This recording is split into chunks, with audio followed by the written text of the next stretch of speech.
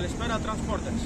Άντρας Transporter εδώ. Και σήμερα θα πάρουμε το Part 2 με τα κρυφά σημεία των σταθμών του μετρό. Σήμερα συγκεκριμένα θα πάμε να εξερευνήσουμε 3 σταθμούς στη γραμμή 3 και 3 σταθμούς στη γραμμή 1. Οπότε είναι πρακτικά 6 κρυφά σημεία για το Αττικό μετρό και τη στασία. Βρισκόμαστε λοιπόν στον πιο αρχαίο σταθμό της πρωτεύουσας, στο σταθμό ΙΣΑΠ Πειραιά, ο οποίος χρονολογείται από το 1869, τα εγγένειά του. Ξεκίνησε να κάνει το δρομολόγιο ως Πειραιάς Θησίο και μετά συνέχισε την πορεία του και στους υπόλοιπους σταθμούς μέχρι να φτάσει στην Κηφισιά. Και πάμε να βρούμε, και επειδή είμαστε εδώ στον Πειραιά, είναι ο πρώτος σταθμός λοιπόν που είναι και χωρίς πορτάκια. Στο σημείο λοιπόν, στο πρώτο βίντεο που είχα ανεβάσει με τους σταθμούς στον Πειραιά, ανεβαίναμε αυτές τις σκάλες, τώρα τις κατεβαίνουμε για να περάσουμε απέναντι να πάμε στο σταθμό του ΙΣΑΠ. Και όχι τίποτα άλλο, δεν είναι μόνο ο ΙΣΑΠ που μπαίνεις έτσι χωρίς πορτάκια εν ώρα εργάσιμες μέρες, εννοείται πάντα. Είναι και ο σταθμός του μετρό του Πειραιά που μπαίνεις έτσι. Διότι, άμα παρατηρήσουμε σε λίγο, όπως είπαμε για πριν, εδώ δεν έχει πορτάκια. Και δεν είναι ο μόνος σταθμός, είναι και οι άλλοι 4 σταθμοί που είναι. Οι 5 σταθμοί που είναι το Δημοτικό Θέατρο, η Αγία Βαρβάρα, ο Κορυδαλός, η Νίκαια και τα Μαγιάτικα. Θα τα δείξω σε φωτογραφία. Και τώρα πάμε και στο σταθμό του ΙΣΑΠ για να δούμε το κρυφό μέρος που μας κρύβει αυτός ο σταθμός για να μπεις έτσι. Σε αυτό εδώ το φαρμακείο που βλέπετε όλοι στη γραμμή 1, στον κεντρικό σταθμό του Πειραιά, στην αφετηρία του ΙΣΑΠ, όταν είναι ανοιχτό τις καθημερινές, μπορείς να μπεις από εδώ μέσα και σε βγάζει μέσα από τα πορτάκια. Θα το δούμε αναλυτικότερα από την εσωτερική μεριά, γιατί τώρα είμαστε απ' έξω και δεν μπορούμε να μπούμε. Βασικά, όχι, μπορούμε να μπούμε από αυτά τα πορτάκια. Πιο αναλυτικός, αυτό εδώ είναι το φαρμακείο και έχει και μηχανήματα του ΑΣΑ, όπως βλέπετε.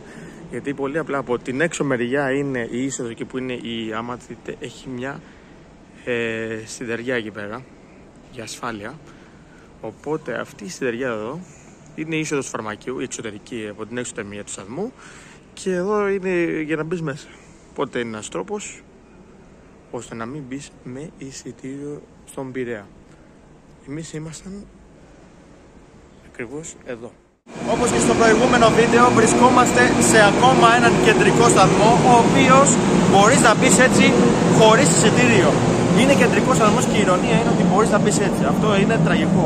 Πάμε να δούμε από κοντά αυτό το σημείο που μπορείς να μπεις έτσι. Ανέφερα τον σταθμό.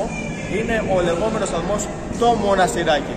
Το γνωστό σε όλους μας που βγαίνουμε να πιούμε ένα ποτό και για ό,τι άλλο είναι να κανονίσουμε με την παρέα μας. Και ενώ περπατήσαμε όλο αυτό το διάδρομο που μας οδηγεί από το μετρό προς τα έξω, αυτό εδώ το ασανσέρ μας οδηγεί έξω από το πορτάκια. Είναι ένα κοινό σημείο, το οποίο είναι και για τη γραμμή 3 και για τη γραμμή 1. Αυτό το ασανσέρ που βλέπετε εδώ στο Μοναστηράκι, ακριβώς βλέπετε και τα μηχανήματα, τα χαρακτηριστικά του το ΑΣΑ, βγαίνει ακριβώς έξω από αυτά τα πορτάκια και αυτά τα πορτάκια.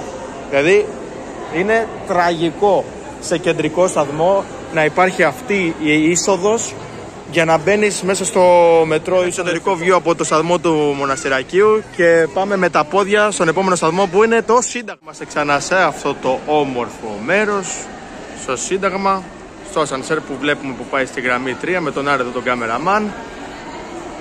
Θα πάμε να δούμε πού βρίσκεται το ασανσέρ στη γραμμή 3. Στο μείον 4 που βλέπετε, εδώ είναι το επίπεδο μείον 4, ξανανεβαίνει πάνω. Εδώ είμαστε στο σημείο για το Δημοτικό Θέατρο. Θα το δείξουμε και πιο αναλυτικά. Το Δημοτικό Θέατρο λέει ταμπέλα. Είμαστε στην πλατφόρμα, είναι ακριβώς μπροστά στην πλατφόρμα που πάει για κάτω. Και πάμε τώρα για τον επόμενο σταθμό που είναι η Ομόνοια. Ξανά εδώ στο κλασικό σημείο, θυμάστε στο προηγούμενο βίντεο που σας έλεγα ότι αυτό το ασανσέρ πάει στο Honda Center. Λειτουργεί κανονικά, μην το βλέπετε που είναι στο υπόγειο σταματημένο. Κανονικά, άμα το καλέσει κάποιος από πάνω θα λειτουργήσει. Πάμε τώρα να δούμε το ασανσέρ που είναι για τον ηλεκτρικό, που πρακτικά είναι το ίδιο ασανσέρ. Απλά θα δείξουμε την πόρτα που από τον ηλεκτρικό μπορείς να το καλέσεις για να βγεις έξω, αλλά από έξω για να πας στον ηλεκτρικό δεν μπορείς να το κάνεις αυτό. Πρέπει αναγκαστικά να κατεβείς κάτω στη διακίνηση επιβατών, που θα σας το δείξω τώρα, και περπατήσεις στις σκάλες του προς Πειραιά. Αυτό που βλέπετε, η μία μεριά του ασανσέρ, γιατί είναι και η απέναντι μεριά από κάτω, είναι αυτό που κανονικά σε βγάζει στην έξοδο. Θα το δείξω στο μοντάζ μετά. Είναι αυτό το ασανσέρ που σε πάει στην έξοδο. Αυτό ήταν που βλέπαμε από κάτω. Είναι το ίδιο ασανσέρ που βγαίνει και πάνω.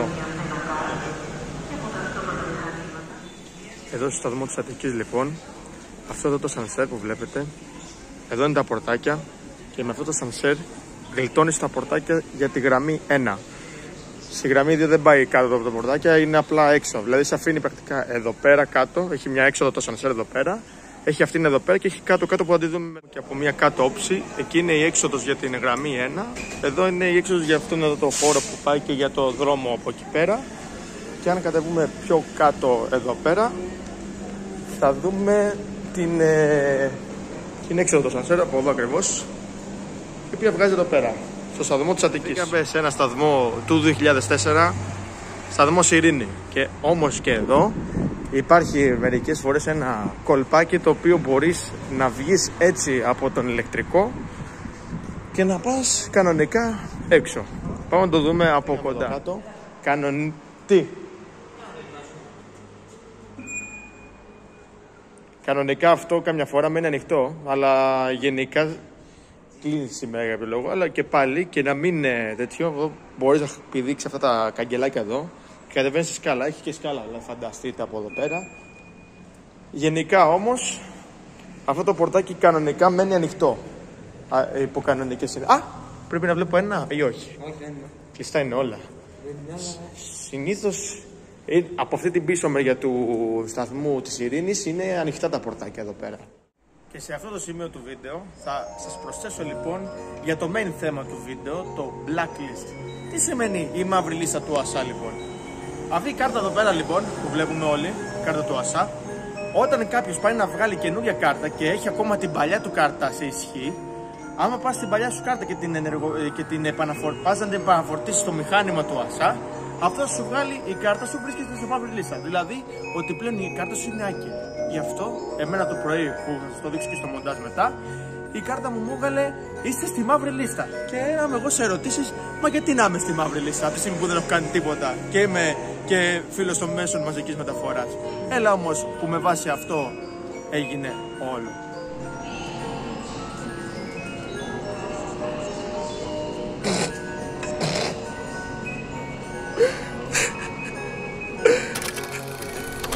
Και ο επόμενος σταθμός για κλείσιμο του βίντεο, ο σταθμός Χαλανδρίου.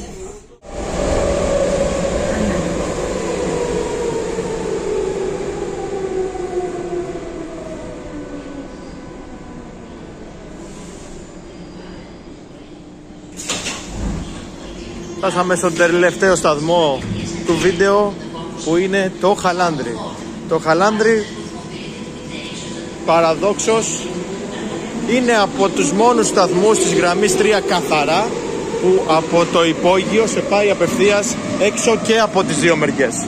Δηλαδή έχουμε δύο διπλά σανσέρ και από τις δύο μεριές αντικριστά το ένα με το άλλο, τα οποία βασικά τα δύο μας πάνε από την απέναντι μεριά του δρόμου της Πλακεντίας και τα άλλα δύο μας πάνε από τη μεριά που είναι τα λεωφορεία. Πάμε να τα δούμε αναλυτικά.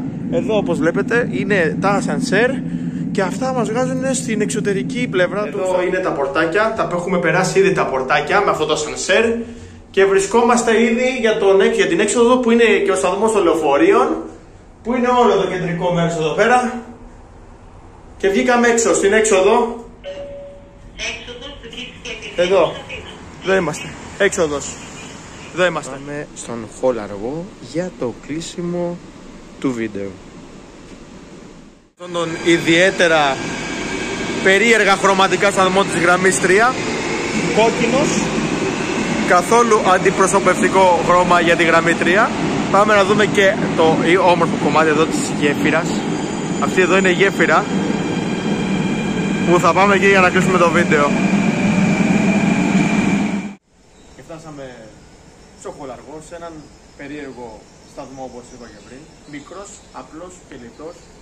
Η απλότητα κάνει το μεγαλείο και την ομορφιά του. Ευχαριστώ που παρακολουθήσατε μέχρι εδώ και αυτό το βίντεο.